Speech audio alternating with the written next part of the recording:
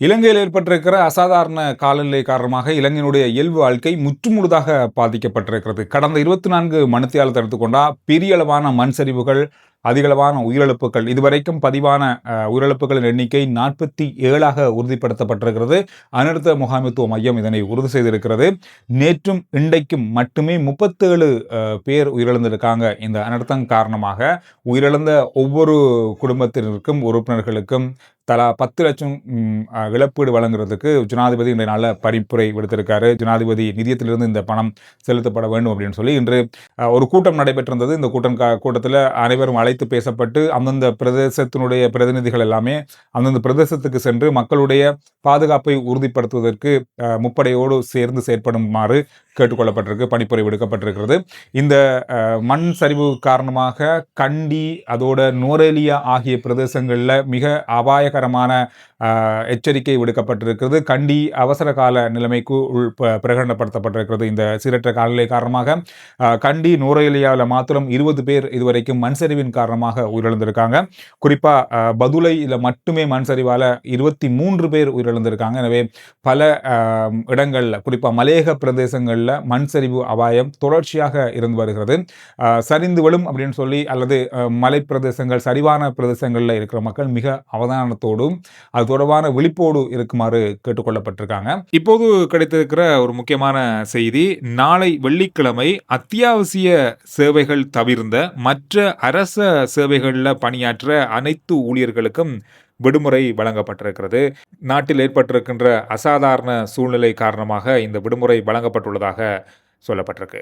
இதோட இன்னொரு முக்கியமான விஷயம், நாளை காலை 28ஆம் தேதி அதிகாலை 5 மணி வரைக்கும் உள்ள காலப்பகுதிக்குள்ள இலங்கையில் புயல் வீசுவதற்கான எச்சரிக்கை விடுக்கப்பட்டிருக்கு. இன்று மதியத்திலிருந்து பார்க்கப்படுகின்ற செய்தி. இறுதியாக கிடைத்த செய்தியின் அடிப்படையில் இந்த புயல் இப்பொழுது 90 கிலோமீட்டர் தூரத்தில் மட்டக்களப்பு கடற்பரப்பிலிருந்து 90 கிலோமீட்டர் தூரத்தில் நிலை கொண்டிருக்கிறது. இந்த காற்று கிட்டத்தட்ட அதிகாலை 5-4 மணி அளவில் வீசக்கூடும் அப்படின்னு சொல்லி இப்போதைக்கு எதிர்பார்க்கப்படுது, எச்சரிக்கப்பட்டிருக்கிறது. கடலோர பிரதேசங்களில் இருக்கிற மக்கள் மிக அவதானத்தோடு செயற்படுமாறு கேட்டுக்கொள்ளப்பட்டிருக்கு.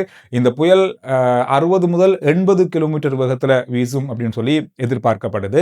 இந்த புயலுக்கு தித்வா அப்படின்னு சொல்லி ஏமன் நாடு பேர் வைத்திருக்கிறது. கடல் அலைகள் 10 முதல் 13 அடி வரை உயரலாம் அப்படின்ற மாதிரியும் எச்சரிக்கப்பட்டிருக்கு. முக்கியமாக கரையோர பிரதேசங்களை இந்த புயல் தாக்கக்கூடிய அபாயம் ஏற்பட்டிருக்கிறது. இதோட இந்த புயல் காரணமாக அதிகளவான மழை வீழ்ச்சி தொடர்ச்சியாக பெய்து வருவதன் காரணமாக கலனி கங்கை அதோட மகாபலி கங்கை ஆற்றின் பிரதேசங்களில் இருக்கிற மக்களுக்கு வெள்ள அபாய எச்சரிக்கை வருகின்ற 24 மணி நேரத்துக்கு கொடுக்கப்பட்டிருக்கு. மிக வேகமாக இந்த 2 கங்கைகளிலையும் நீர்மட்டம் அதிகரித்து வரதால அதுக்கு அருகாமல் இருக்கிற கிராமத்தில் இருக்கிற மக்கள் மிக விழிப்புடன் இருக்குமாறு அனர்த்த முகாமைத்துவ மையம் எச்சரிக்கை விடுத்திருக்கிறது.